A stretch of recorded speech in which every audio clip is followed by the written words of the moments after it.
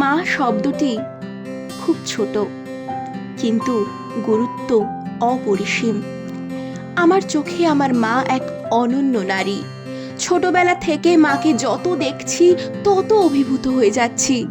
একই অঙ্গে এত রূপ, না দেখলে বা আমার মাকে না চিনলে কেউ বুঝতে পারবে না।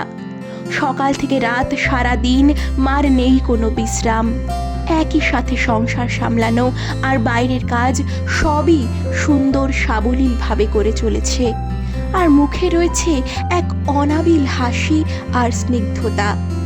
ছোটর থেকে মায়ের হাত ধরেই আমার সব কিছু, পড়াশোনা, নাচ, গান, আবৃত্তি, অ্যাবাকাস, আঁকা শেখা সব কিছু।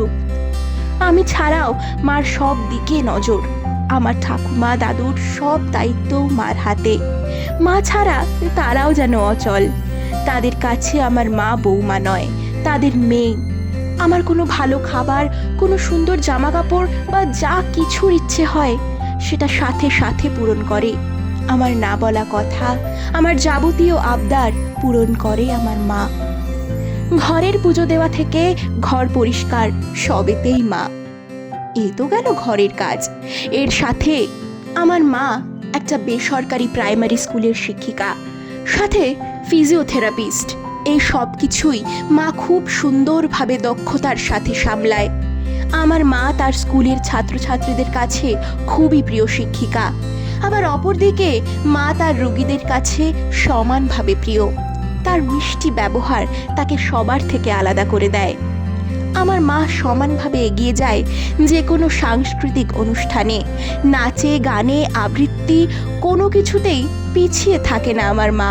আমার মায়ের আরেক রূপ হলো মানব দরদি। যখনই কেউ কখনো কোনো বিপদে পড়ে আমার মাকে ডাকে। মা তার পাশে দৌড়ে যায় আর সাধ্যমতো উপকার করার চেষ্টা করে। আমরা জানি দেবী দুর্গা দশভুজা। আমি তাকে নিজের চোখে কখনো দেখিনি।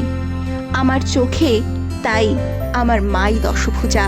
আমার চোখে আমার মাই পৃথিবীর শ্রেষ্ঠ মা। আমার মা, বাবা, ঠাকুমা, দাদু এদের নিয়েই ছোট্ট একটা মিষ্টি পরিবার আমার। আর এই পরিবারের সন্তান হিসাবে আমি নিজেকে গর্বিত মনে করি।